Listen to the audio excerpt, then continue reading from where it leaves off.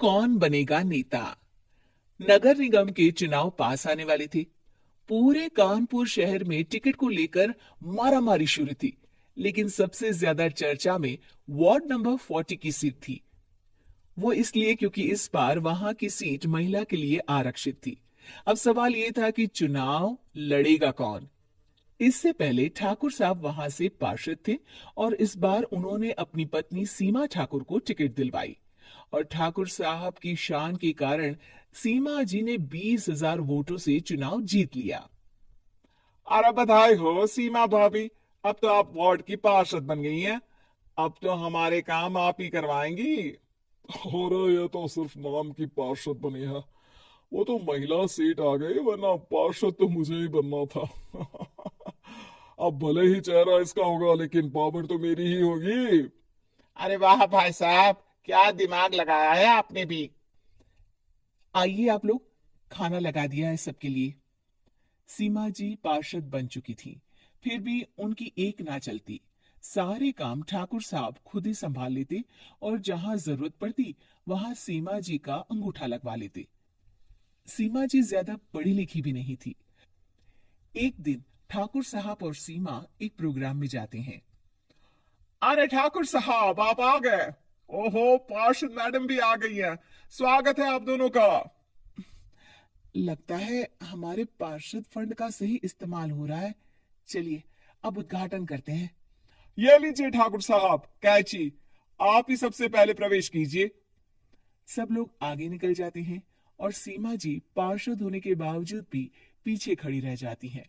वो देखती हैं कि वेलकम बोर्ड पर उनका नाम है, लेकिन महिला होने के कारण कोई उनका सम्मान नहीं कर रहा।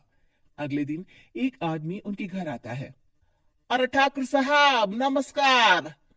कल ना हम नोटिस किए कि हमारा घर तो अवैध है और नगर निगम वाले उसे तोड़ने आ रहे हैं। अरे कुछ कीजिए ना ठाकुर साहब। देखो भाई, मैं तो ज्यादा कुछ कर नहीं सकता, पर अगर तुम सबकी जेब गर्म कर दो तो कुछ हो सकता है। कुल मिलाकर 4 लाख लगेंगे। अरे 4 लाख ठाकुर साहब। अरे भाई, मैं अपने लिए नहीं मांग रहा हूँ। दरोगा है, इंजीनियर बाबू है, बड़े साहब है, सबको देना पड़ता है ना थोड़ा थोड़ा। बोलो है मंजूर। तभी वहां अचानक सीमा जी आ जाती हैं। अरे ये आप क्या कर रहे हैं? पहले इन्हीं लोगों से तो आपने वोट मांगे, अब इनसे ही पैसे ले रहे हो। अरे चुप रहो तुम। तुम्हारा काम है सिर्फ अंगूठा लगाना। तुम वही किया करो। मुझे दूसरे काम तुम मत सिखाओ, समझी?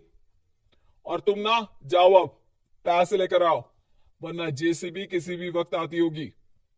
सब कुछ ऐसे ही चलते रहता है। एक दिन सीमा जी और ठाकुर साहब को एक लोकल मीटिंग में बुलाया जाता है। वहां पर कई और अधिकारी लोग भी मौजूद रहते हैं। अब मैं चाहूंगा कि ठाकुर साहब हमारे बीच 2 शब्द कहें।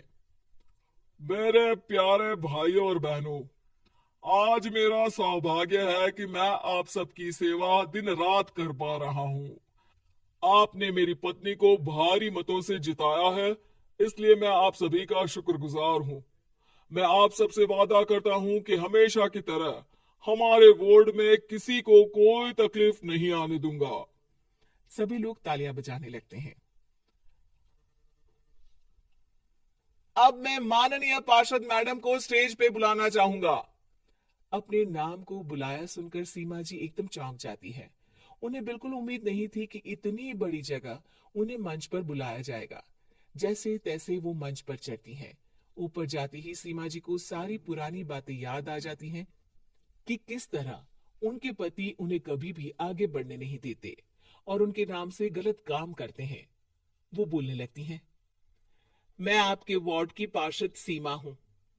आप में से बहुत कम लोग ही मुझे जानते होंगे, क्योंकि इससे पहले मुझे कभी ऐसा मौका ही नहीं मिला।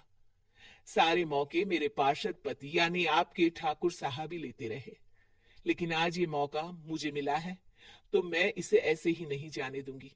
मैं आपको ये बताना चाहती हूँ कि आपके ठाकुर साहब मेरे नाम की आड़ में गैर कानूनी काम करते हैं, जिस पर अंगूठों के निशान मेरे होते थे।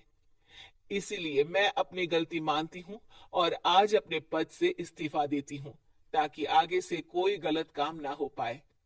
अब फैसला आप सबके हाथ में है कि आप हमें क्या सजा देना चाहते हैं। सीमा जी की बातें सुनकर ठाकुर साहब के चेहरे का रंग उड़ जाता है और वो शर्म से मुंह नीचा करके वहां से चले जाते हैं और पद से इस्तीफा देकर ही सही सीमा जी अपने आप में आत्मविश्वास महसूस करती हैं।